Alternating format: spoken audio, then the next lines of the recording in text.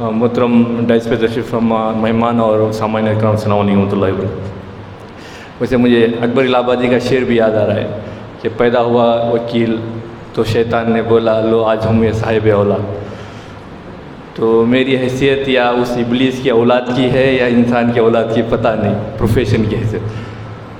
वैसे और एक बात भी मशहूर है कि समाज में कौन सा प्रोफेशन की मकबूलियत ज़्यादा है या किस प्रोफेशन को लोग चाहते हैं, उसका टेस्ट ये है कि शादी के मार्केट में क्या चल रहा है। अगर मार्केट में डॉक्टर्स चल रहा है तो समझ लीजिए उस समाज में डॉक्टर है, या अगर समाज में शादी के वक्त तो शादी के बिजनेस मतलब उस मार्केट में वकील की बहुत कम हैसियत है। कोई नहीं चाहता कि अपना जवान दामाद जो है वकील रहे, या कोई ये नहीं चाहते कि भाई मतलब ये मसाइल अपने साथ है। तो पर उसके बावजूद भी मैं समझता हूँ कि वकालत जो है सबसे बेहतरीन प्रोफेशन है। उसकी मैं ख़ुद अपनी एक ज़िंदा मिसाल भी हूँ, शादीशुदा भी हूँ, सब कुछ है।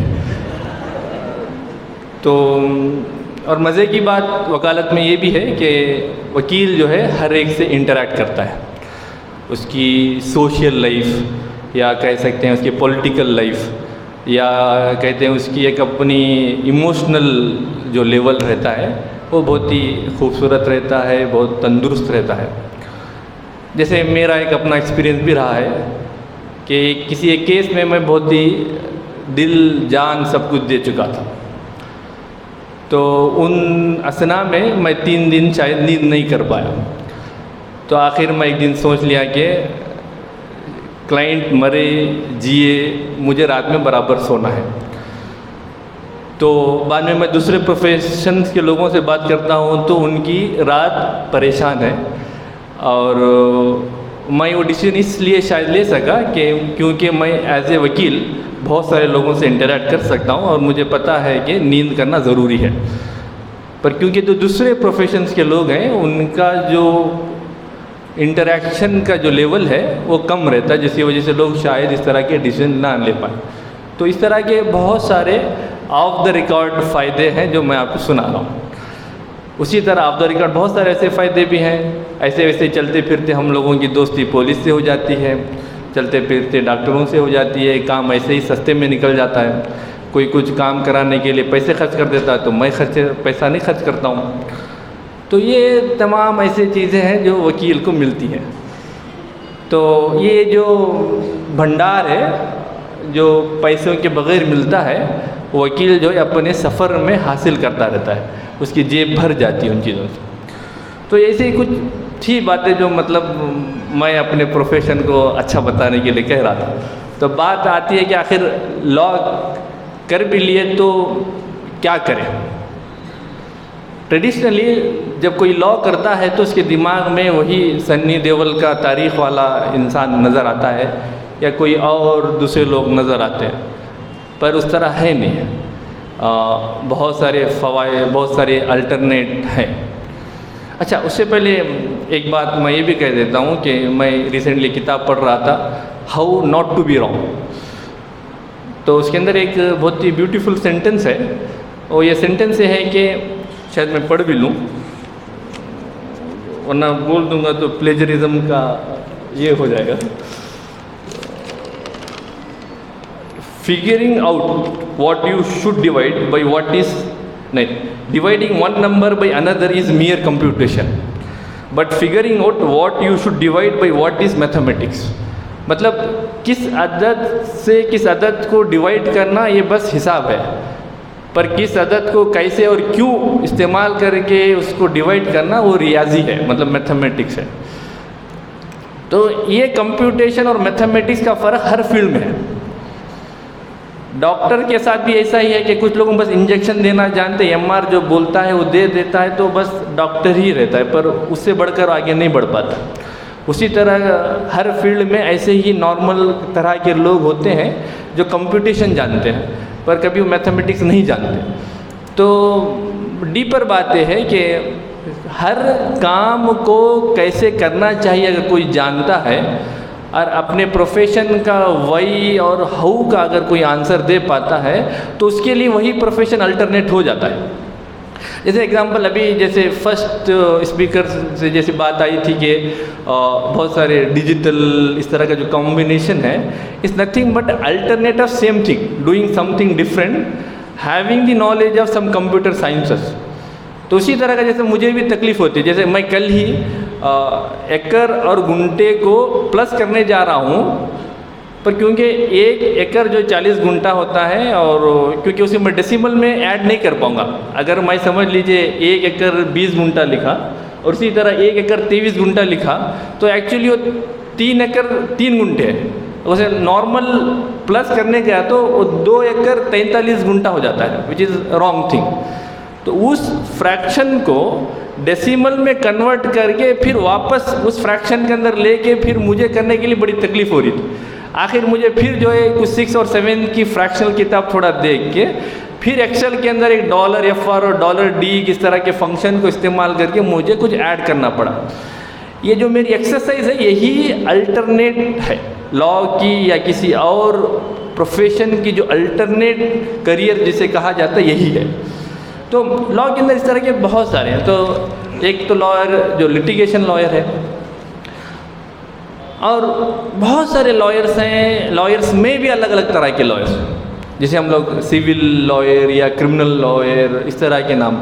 जैसे बहुत ही बेहतरीन एग्जांपल इन दिनों की मैं कपिल सिब्बल की देता हूँ, who fought the cases for many of the Azam Khan cases and he gets the free RS seat from the Samajwadi Party. That is the amount of money which you get. उस RS Rajya Sabha का member बनने के लिए बाकी सब लोग परेशान हैं, पर कपिल सिब्बल जो है अपने एक 4-5 आर्गूमेंट में जो उनके लिए इजी काम था काम कर दिए, अपना जो है काम निकालिए। Look at the amount which is getting in return. तो ये इमेजिन कौन कर पा रहा है? वो अल्टरनेट समझ रहा है। जो इमेजिन ये कर नहीं पा रहा है वो अल्टरनेट नहीं समझ रहा है, मैं ये कहना चाह रहा हूँ। तो इसी तरह जो है लॉ के अंदर जजेस एक अलग स्ट्रीम है जहाँ पे जजशिप के एग्ज़ाम्स होते हैं। एक हायर जुडिशियरी, एक लोअर जुडिशियरी है। लोअर जुडिशियरी के अंदर सिविल जज, सीनियर सिविल जज और डीजे ये कर्नाटक के अंदर है। बाकी सब जगह मुंसिफ इस तरह का वर्ड इस्तेमाल होता है। इसके एग्ज़ाम्स होते हैं जो सिर्फ लॉयर्स ही, लॉ ग्रेजुएट्स ही लिख पाते हैं। तो आप जजेस बन जाइए। और जजेस की भी मज़े वाली ज़िंदगी है। डीजे हुज डिस्ट्रिक्ट जज, उनके सामने डीसी साहब भी आके खड़े रहते हैं। हाँ, पर वो ग्लैमर नहीं है, ग्लैमर की बस कमी है, पर पावर उतना ही है। अब ग्लैमर की चक्कर में लोग यूपीएससी की तैयारी करते करते परेशान रह जाते हैं, ज़िंदगियां खपा देते हैं। वही एक नॉर्मल सी एलएलबी ख़त्म करके और ढंग से कुछ मेहनत कर ले, क्योंकि नंबर ऑफ़ जो कॉम्पिटिटर्स है, क्योंकि लॉ ग्रेजुएट्स ही हैं और दूसरे नहीं हैं। जिस तरह यूपीएससी में खुला हुआ बाज़ार है, ये बाज़ार खुला हुआ बाज़ार नहीं है। तो थोड़ा बहुत मेहनत कर ले तो आप उसी पोजीशन में, उसी पावर के साथ आप वहाँ पे मौजूद हैं। तो ग्लैमर की कमी है, ग्लैमर जो हटा ले तो है। तो पूरी जजशिप की एक ये है। उसी तरह लॉयर में भी गवर्नमेंट लॉयर्स होते हैं, जैसे पब्लिक प्रोसिक्यूटर्स कहते हैं, जो क्रिमिनल लॉ के एक्सपर्ट, क्रिमिनल लॉ के केसेस लड़ते हैं। उसकी एक अपनी एक अलग से एग्ज़ाम्स होते हैं। यूपीएससी की तरफ से भी एग्ज़ाम्स होते हैं, जो नेशनल इन्वेस्टिगेशन एजेंसी और सीबीआई फिर ईडी के लिए और तमाम इस तरह की एजेंसीज़ के लिए जो प्रोसिक्यूटर्स की ज़रूरत होती है, उनका एक सेपरेट एग्ज़ाम होता है। उनकी बड़ी लुक्रेटिव सैलरीज होती हैं। उसी तरह बैंक्स के अंदर भी बहुत सारे जॉब्स ओपन रहते हैं जहाँ पे लोग लिखे जाते हैं। फिर उसी तरह गवर्नमेंट के बहुत सारी कंपनीज हैं, जैसे नवरत्न हो, महारत्न हो, ONGC, ये तमाम इस तरह की, वहाँ पर भी वो एक अलग ही तरह के एग्ज़ाम्स होते हैं। लोग वहाँ पे अपनी मज़े वाली ज़िंदगी गुजारते हैं। फिर कॉरपोरेट सेक्टर की तो लाइन लगी हुई है।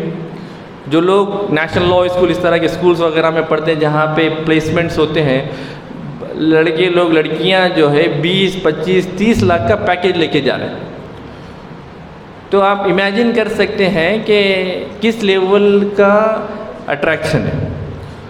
अब कॉरपोरेट के अंदर फिर अलग अलग के भी लोग हैं, अलग अलग कॉरपोरेट्स हैं, अलग अलग के अलग डिमांड्स हैं। तो उस तरह से कॉरपोरेट्स का ये मामला है। उसी तरह जिस तरह एकेडमिक्स है, उसमें भी लॉ का भी एकेडमिक्स एक अपना एक बहुत बड़ी फील्ड है। लोग LLM करके PhDs करके प्रोफेसर्स बनने, या कुछ लोग जो है किताबें लिखते हैं। और in fact there is something called legal journalism आजकल जो चल रहा है, जैसे लाइव लॉ है, बार एंड बेंच है। खुद हर न्यूज़पेपर्स के अंदर, हर मीडिया चैनल के अंदर लॉ रिपोर्टिंग के लिए कुछ ख़ास लोग मौजूद रहते हैं जो लॉ का बैकग्राउंड रखते हैं। तो ये एक अपनी जगह फील्ड है। तो इस तरह और बहुत सारे फील्ड्स हैं, जैसे for example IP law forms हैं। जैसे इमेजिन करिए फ्लिपकार्ट का वैल्यूएशन, अमेज़ॉन का जो वैल्यूएशन है, इस एक ज़मीन से भी बढ़कर है। ज़मीन के रेट्स मतलब ये ज़मीन, हाँ भाई 2/10 इस तरह बात नहीं है। अमेज़ॉन की जो वैल्यूएशन है, उसके जो मामलात हैं, उसी तरह फिल्में जो बनती हैं, उनकी अपनी जो IPs है, इंटेलेक्चुअल प्रॉपर्टीज़ के जो इश्यूज़ हैं, उसको जो हैंडल करना है, वो एक बहुत बड़ी फील्ड है। ट्रेडमार्क्स का मसला हो, कॉपीराइट का मसला हो, पेटेंट्स के मसाइल हों, ये तमाम मसाइल जो है फिर लॉयर ही उन चीज़ों को डील करते हैं। किस तरह उसको पेटेंट किया जाए, किस तरह उसे मार्केट में लाया जाए, ना लाया जाए। उसी तरह लॉ और कंप्यूटर साइंस की एक मिली जुली जिसकी इंटरेक्शन वाली है, जैसे एक आजकल फील्ड है जिसका नाम FOSS है, free and open source software, जहाँ पे एक कॉन्सेप्ट आता है copyright and copy left. Copyright एक कॉमन कॉन्सेप्ट है जिसके अंदर जो भी लोग क्रिएटर है उसको कॉपीराइट करते हैं। तो कॉपी लेफ्ट एक कॉन्सेप्ट है जो कॉपी नहीं करते, कहते हैं कि ये जो समाज के लिए अवेलेबल है, क्योंकि हम जो अपना जो नॉलेज हासिल किए कोई दूसरा नॉलेज हासिल नहीं किया। तो ये भी इस तरह के चीज़ें मौजूद हैं। तो उसी तरह मिलिट्री में भी मौका है, जैसे वहाँ पे एग्ज़ाम्स होता है जज एडवोकेट जनरल, क्योंकि मिलिट्री के ट्रिब्यूनल्स चलते हैं, वहाँ पर भी वकीलों की ज़रूरत है। और आखिर में NGOs हैं, थिंक टैंक्स हैं, जिसके अंदर लोग जो है काम करते हैं as a lawyer, as a policy makers. जिस तरह एक लैम्प फेलोशिप है, उसके जो PRS एक है, विधि लीगल सेंटर है, CLPR है, इस तरह के बहुत सारे सेंटर हैं जहाँ पे अगर कोई इंटेलेक्चुअली बेंड रखता है तो वो तमाम चीज़ें यहाँ से जा सकते हैं। और आखिर में वकालत का सबसे बड़ा फ़ायदा है, कुछ समझ में नहीं आए तो आखिर में आदमी पॉलिटिक्स भी चला जाता है। तो जो मास्टर ऑफ ऑल प्रोफेशंस है, जो समाज को हर तरीके से वही लोग कंट्रोल करते हैं, उन्हीं के सामने हर लोगों का आना जाना होता है। तो अगर आखिर किसी को पॉलिटिशियन बनना है, समाज का सबसे बड़ा प्रोफेशनल अगर किसी को चूज़ करना है तो वो वकील बनने में आसानी है। इसी तरह की बात करो।